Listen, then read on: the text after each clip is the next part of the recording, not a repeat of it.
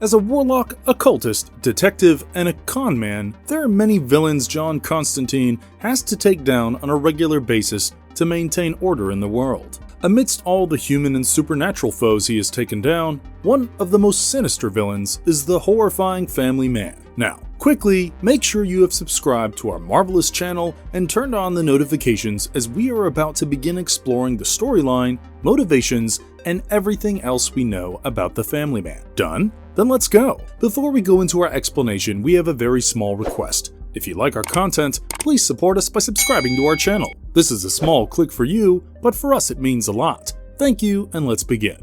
First appearance. The Family Man appears first in the 24th issue of Hellblazer, which showcases the talents of writer Jamie Delano and artist Ron Tyner. The story begins on a sunny suburban Sunday in the house of a happy couple named Bob and Helen Cherry. Bob stops working on his lawn to go check on Helen and his two kids and is shocked to the bone to see them all slaughtered. The cops immediately blame the Family Man, a serial killer whose identity is not yet known and who has been targeting happy families. Elsewhere, John Constantine bustles about his eccentric friend Jerry O'Flynn's house and a strange old man visits. The man comments about how family is the cause of a lot of heartache. After exchanging a few words and recognizing John as one of the tormented ones like him, he asks John to give him an envelope that Jerry had kept for him, and before leaving, asks to use his restroom. As the lanky old man excuses himself, John's curiosity gets the better of him and he takes a peek at the envelope. It had a portrait of a family, 2 parents and 2 kids, smiling with a page stating their names and ages. The old man is back soon and leaves with his envelope. As John snoops through Jerry's diary, he finds out the identity of the old man, who is none other than the Family Man still at large. Jerry had weird, eccentric clients who hired him to get souvenirs from serial killers, and when he got the demand for a souvenir from the Family Man, Jerry sought him out and offered to find him victims as long as he supplied him with goods for his bizarre clientele. John confirms his suspicion after he opens the parcel the old man left. A baby bottle filled with blood. Nobody suspects a thin, elderly gentleman to be a murderer. Perhaps that is why the Family Man was able to get away with so many murders. His white hair slicked back, complaining about his stiff knees and weak bladder, the Family Man puts up quite an illusion of being an innocent old guy. He is almost always dressed in a suit, which adds on to his charm. This is how we see him barge in on another family with no intention of stopping anytime soon.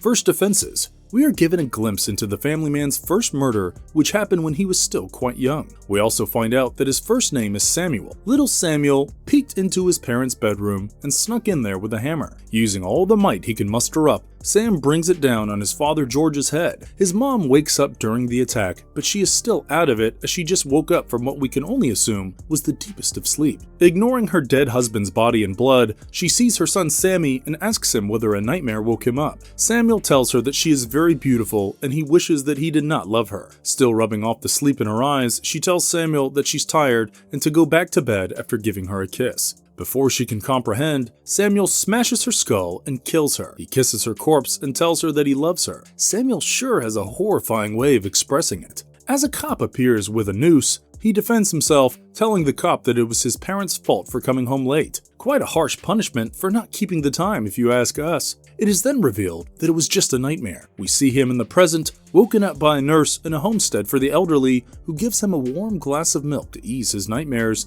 and she calls him Mr. Morris. So we finally get the full name of the family, Samuel Sammy Morris. Hidden in plain sight. Another reason for the Family Man slipping up the eyes of the smartest detectives is possibly because Sam Morris used to be a cop. Even though it has been 15 years since he retired, he has a great relationship with the cops and links up with Kenny, the coordinator of the Family Man case. He tells Sam that the Family Man is in a league of his own and that often the murdered kids look like his own. Sam inquires whether they have any leads on him, but Kenny says that everything that they have is a dead end. Curiosity about his own case is not the only reason Sam met up with Kenny though. You see, Sam has been regretting the conversation he had with John Constantine and cursing himself for letting him live even after seeing him. He considers him a loose end and has decided to get rid of him to make sure there are no witnesses. He tells Kenny that he has been part-timing for loan sharks and asks him to run the name of John Constantine and gets records of every known associate and his family. Before leaving, Kenny tells Sam that they think the family man could have been an orphan. At least, they're somewhat close to the target. Sam leaves to hunt John Constantine on a train, and the man buys sandwiches for some hungry poor kids traveling with him. Not the move of a murderer, obviously.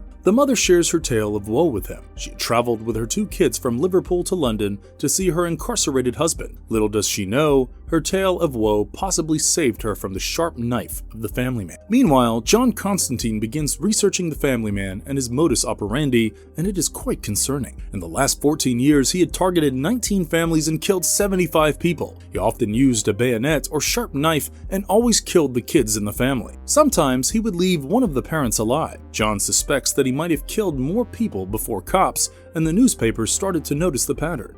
Closer to Constantine, John finds out from Reed Hackett, the eccentric customer who had requested souvenirs from the family man, that he is invited as the guest of honor to the first annual convention of serial killers. As John tries to figure out a way to track Sam down, the murderer heads to the house of Thomas Constantine, John's father. During his employment, Sam had developed great interviewing skills through which he could tame the most hardened criminals with just words. So, it was not too hard for him to charm over Thomas and establish trust in a matter of minutes. He gets Thomas's entire life story out of him, his hard life, his 6 brothers, and finally the matter of his second son, John Constantine. Sam tells Thomas that his daughter has fallen madly in love with John and is now pregnant with his child. He tells Thomas that he was hoping to find John as he had disappeared. Thomas does not have a kind word to say about his son and calls him a crook. He tells him that John had written a letter to him about a week ago requesting him for some money, as he often loses everything due to his gambling addiction. After pressing some more, Thomas reveals that the letter was marked for Peckham, London. Now that he had received all the information he could from Thomas, he could have left him alone. The family man leaves no witnesses.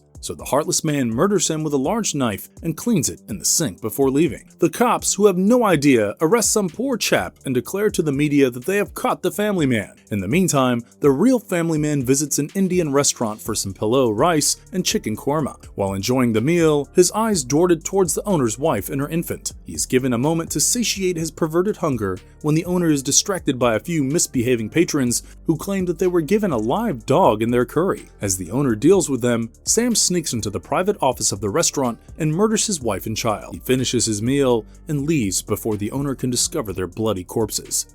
Stalker Sam. As Sam had found out about John's gambling habit, he begins visiting bookies in Peckham, asking them whether they knew where he lived. He finally meets a bookie who recognizes John. The bookie tells him that he wins too much and he is banned from other bookies, but had no idea where he lived. Another bookie gives Sam the address of the inn he has been living in. Since John does not have much to his name, he has actually been living in his friend Chas's inn for a while for free. When Sam asks Chas about John, Chas lies and says he has never seen him, as he knows very well about all the dangerous people John associates with. But Sam probably has some knowledge about body language, as he immediately tells Chas that he's lying and attacks him. After beating him black and blue, Sam gives him a postcard that says, "Greetings from Liverpool," with splotches of blood on it. Clearly a message meant to scare John and inform him about the murder of his father. The smart criminal then heads to the barbershop right across the inn and begins to spy on the inn. The barber comments about the family man, telling him that he is not a good murderer and he has killed women and babies, and Sam ironically remarks that they should start hanging criminals again. When night comes around, Chas kicks out John and Sam Morris begins to follow him as he leaves, hiding behind the shadow of night. John decides to seek comfort in the bed of a sex worker called Norma, Chas's cousin. As John shares the complicated emotions he has been feeling after hearing about the death of his father, Sam hides by the window and eavesdrops.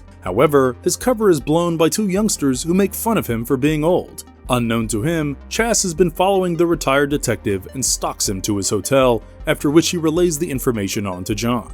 Final showdown. Sam Morris wakes up well before his 5 a.m. wake-up call and does 100 crunches. He hires a taxi to go to Peckham to finally tie up his loose end, John Constantine. The taxi driver is a bit of a prick though and starts muttering about pensioners, but Sam does not have that kind of patience today and grabs him by the throat to shut him up. This scares the driver enough to send him on his way. On reaching Peckham, he starts stalking John again, hoping that he hasn't called a cab and left already. Little does he know that John is fully aware of Sam's stalking and had given up the chance to shoot him from behind because he wanted Sam to be aware of who killed him. Sam wonders about his next meal while planning to kill John. He fantasizes about having whiskey and cold cuts after killing John at his father's funeral. As John walks into a construction site, Sam realizes that John knows about being followed and is incredibly impressed with him, but that does not stop him from brainstorming all the different ways he can kill John with the construction equipment around him. Sam waits for John to get to the Victoria terminal and board a bus to Liverpool. When the bus stops because of a flat tire and John gets down to pee, Sam attacks him with a knife and a prosthetic beard. John tugs at his beard as Sam lunges at him, demanding his eyes. Sam nicks John's forehead and as he runs, gives chase, taunting him by saying, "Run, rabbit, run!" John turns around and pulls a gun on him, but Sam doesn't stop his sharp words, telling John that he will not be able to kill him, but John shoots. Unfortunately, the bullet does not do much damage and merely grazes Sam's forehead. Sam asks him if he can feel the sweet salt in the back of his throat like he does during his murders. But when John says no, he creepily concludes that it was because he did not love Sam enough. During their fight, we also get glimpses of his childhood. Sam was deeply attached to their dog Samson, who had to be put down after he was afflicted with some disease. After his dad killed him, he told Sam that sometimes men needed to be cruel in order to be kind. On the day of their murder, Sam had begged his parents not to leave as he had hated to be alone, but his father had asked him to stop moping while his mom promised to be home by 12. But they had returned at 4 a.m. and little Sam had mourned their loss and had made up his mind to never suffer the agony of missing them again. Sam asks John whether he does not want to know what it feels like to kill, but he can't do it until he is free. John fires again, this time catching Sam's thigh. Sam begs him to finish it and take him out of his misery. John asks him why he killed all those people, and Sam tells him that John will find out soon as he kills Sam. When John hesitates, he aims the gun in John's hands towards himself and presses the trigger, killing himself and ridding the world of the family man. Marvelous verdict. The ease with which Samuel Morris killed, coupled with his nonchalant and harmless persona, is what makes him a truly terrifying character. He doesn't think twice when it comes to murdering families and seems to physically enjoy committing heinous crimes, which he describes as a salty sweet taste. He is also cunning and manipulative, which is why he tops our list of horrifying human villains in Hellblazer. Which human villain do you think is the most horrifying? Let us know in the comments, and if you liked the video, don't forget to like and share. We will soon be back with yet another interesting video. Until then, take care and goodbye. And if you liked our content, don't forget to leave a like and subscribe to us if you haven't already. Have a good one and be safe. Thanks everyone.